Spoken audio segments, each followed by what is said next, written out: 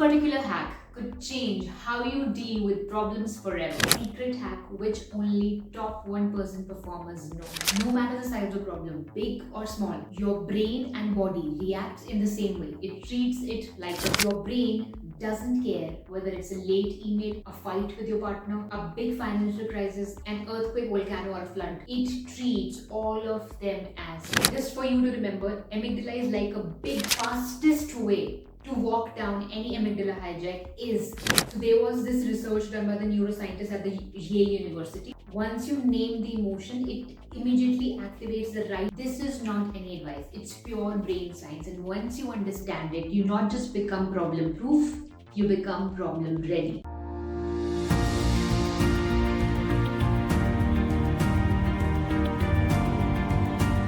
This particular hack could change how you deal with problems forever. This is not any advice, it's pure brain science. And once you understand it, you not just become problem proof, you become problem ready. No matter the size of the problem, big or small, your brain and body reacts in the same way. It treats it like a threat. Now bonus, if you watch this till the end, you not just get one hack, but a bunch of hacks, and each of them less than 10 seconds. And one secret hack which only top 1% performers know. So watch till the end. This is an interesting one. So the other day I had my client, she's a beautiful young lady. She said, my husband lovingly calls me panic machinery. And my mind goes like, lovingly? She said, I panic at everything. The other day I had a very important client presentation. I was getting ready for it. Hair blow dried, outfit perfect, laptop charged, and suddenly, internet down. Bus usi second I flipped. First reaction, why does this always happen to me? Second, running around the house, switching the Wi-Fi on and off like a DJ.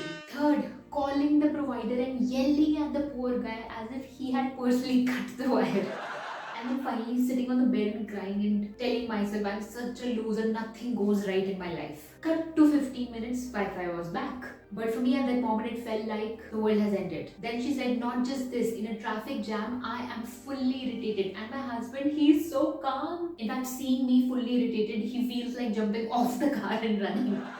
If my phone's battery is down, I just get so anxious. I just feel like, what's gonna happen next? What's gonna happen next? And leave battery down. The moment I can't find my phone for a few minutes, I'm like, where's my phone? Where's my phone? Where's my phone? And as soon as I see an email with my boss's ID, I start panicking. And I start imagining all the worst case scenario, as if he's gonna scold me left, right, center, he's gonna fire me up. And one small fight with my partner, I'm like, this relationship is over, he's gonna leave me. She was like, on the smallest thing, I get so angry, so irritated. Even the smallest, slightest things triggers me. The moment I can't see my daughter in the house, I start panicking. I start imagining all the worst case scenario, where she must be, is she safe, has somebody kidnapped her. In fact, she was saying my husband jokingly says that she should be made the brand ambassador of alarm clock. For all those who complain that they snooze the alarm clock and sleep, they will never be able to do that, because even a small thing happens, you're like, ah! So nobody can literally ignore you. She was like, I feel like I'm going mad day by day, to the level that she started thinking that there's something wrong with her. So my friends, if you are also going through something like this, in bigger or a small proportion, congratulations, there's a good news for you. There is nothing wrong with you. You are absolutely fine. But what if I told you the reason you panic or freeze or overthink during your problems is not your fault? It's actually your brain's wiring. And the good news is you can rewire it. So here's what actually happens when something goes wrong. Your brain doesn't care whether it's a late email, a fight with your partner, a big financial crisis, an earthquake, volcano, or a flood. It treats all of them as threats. So basically, amygdala hijack happens. Before you start panicking and thinking, what is the sciencey term amygdala? So basically, amygdala is a tiny almond-shaped part inside your brain. So you can see, like, this is your prefrontal cortex somewhere here, and here is your amygdala inside. It acts like an alarm system, like a fire alarm, you can say. It detects threats, triggers fear or stress responses, and decides whether to fight, flight, or freeze. That is responsible for processing your emotions, especially fear and anger, and influencing how we react impulsively to the situations before our rational brain, which is a prefrontal cortex, step in. Now let's try to understand this amygdala hijack in very simple terms. So let me try to explain you with a thumb. So basically, let's suppose this is your brain, this is the front part of your brain, which is the prefrontal cortex, and inside it here is your almond shaped part, which is your amygdala. So now you have one team, which is your amygdala team, and what is second team, which is your prefrontal cortex. Now this amygdala is like drama queen, if you have to remember, and your prefrontal cortex is like a wise owl. Now what is the job of amygdala? To protect you from danger. But its problem is that it overreacts to everything, and that is why drama queen. For example, somebody has just spilled the milk on the floor accidentally. Like for example, the child is drinking the milk and accidentally just spills. The glass breaks and there's all glass, and there's all milk. So amygdala goes like, fire, you are under attack. So that's what's happening here. Now, to the same thing, prefrontal cortex, its job is to think, plan and to solve the problem. So basically all the thinking, all the planning and all the problem solving occurs from this part of the brain, which is your prefrontal cortex. To that same situation, spilling of the milk, how will the prefrontal cortex react? It's like, chill, it's just milk. Grab a cloth and clean it. So basically what happens in a hijack? In a hijack situation, we have an automatic nervous system. It is like, to make you understand it in a very easy term, think of it like a remote control, okay? So the moment any external trigger happen, anything, a fight with your partner, something spilling, earthquake, volcano, boss reaction, email, anything happening outside which is like a trigger, so any one of the button presses. So for example, the button presses of the sympathetic nervous system, it's like fire alarm.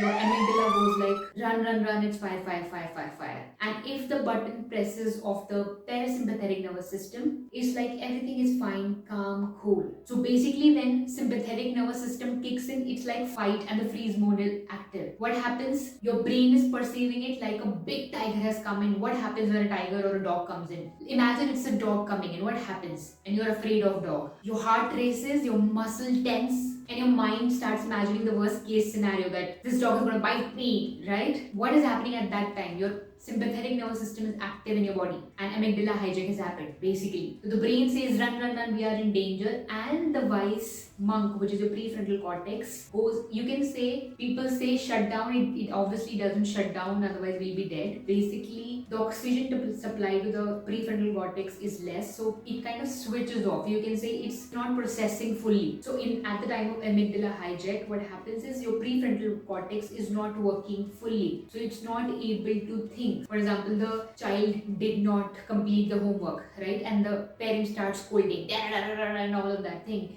The parent was like, can't you understand this thing? Allegedly, the child cannot understand this thing because the body of the child is in a panic situation at that point in time, because amygdala hijack has happened and the prefrontal cortex is not working properly. So allegedly, he is not able to think. He is not able to analyze, solve anything. Now when the parasympathetic nervous system is active, what happens? You're breathing deeply, your heart rate slows down, your muscles are relaxed, you are able to think clearly. Basically, prefrontal cortex comes back. Oxygen supply is better in the body. And once your prefrontal cortex is active, again you're like, chill, it's just a dog. I just have to pass by from the side. That's it. It's not going to do anything. If it does, I can pick up a stick.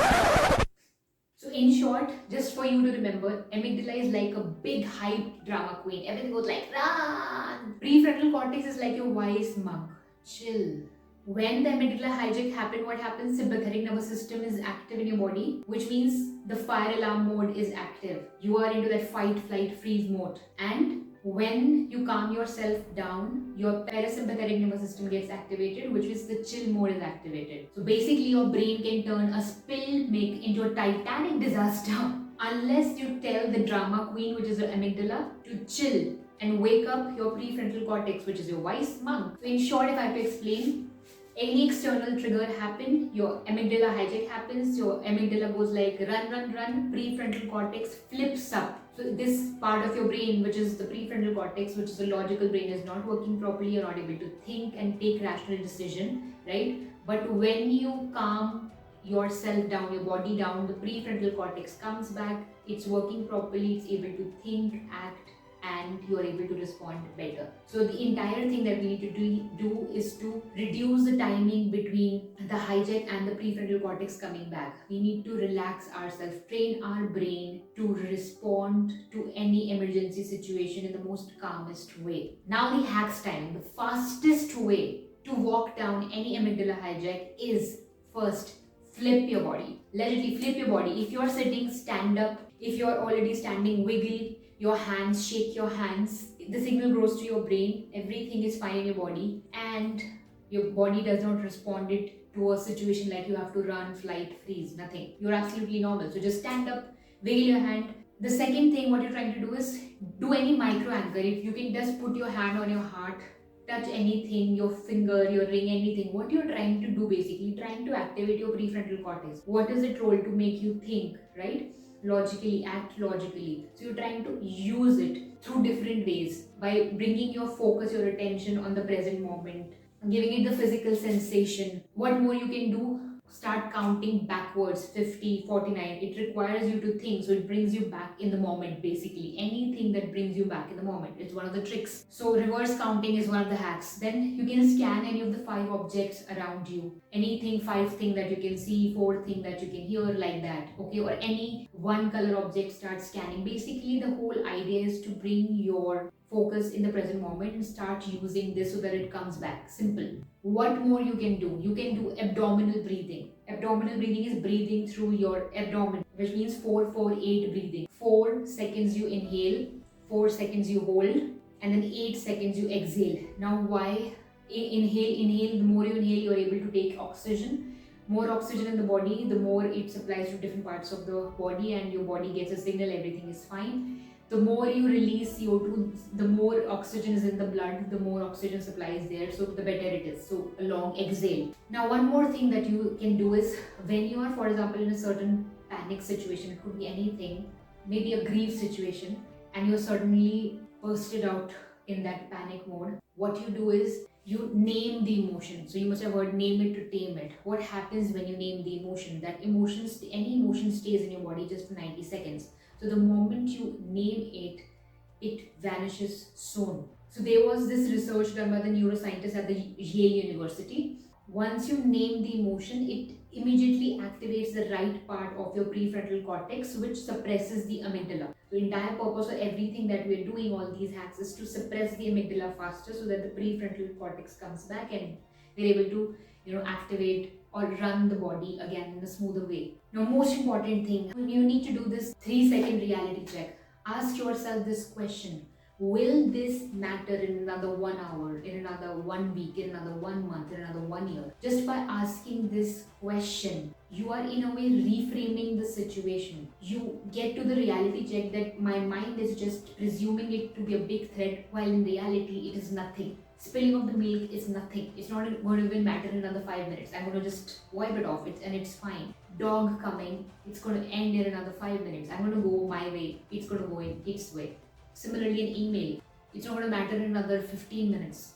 Wi-Fi going down, it's not going to matter in another 15 minutes. That fight, it will not matter in another 1 hour. So, nothing is so big than your life.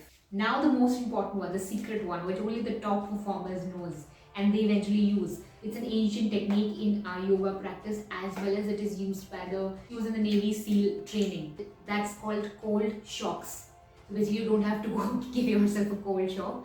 Just splash cold water on your face or just touch any cold object. Basically cold shocks activates parasympathetic system. Basically it instantly lowers your heart rate and resets your brain. So these are all your 10 seconds hack before you react to anything. Just do any of these. It could be the abdominal breathing, it could be body flip. I love body flip. It has another level of magical effect, and you add on with the anchor, fabulous. If you have cold water, splash it. If you can do it all together, fantastic. Now, if you do this once, you will feel relief. If you do this often, you will feel powerful. And one day people around you will wonder, how on earth do you stay so calm? But you only know it's not calmness, it's actually rewiring. So the key is to train your default self. जो automatic reaction we give, we need to train our default self, not just our reaction, so that over time this new self becomes automatic. So the goal isn't just reacting calmly to the traffic jams or that Wi-Fi thing or the dog thing or any other small little problem. The actual goal is to create a default state of clarity and wisdom so that your baseline self become solution oriented, composed and creative, not just in crisis but in life. So the point is, problem don't get easier, but you do. Your body becomes your ally, your friend, your mind becomes your playground, and your emotions become your guide. And you stop being hijacked by life and start dancing with it. And that's your different perspective for today. See you in the next video.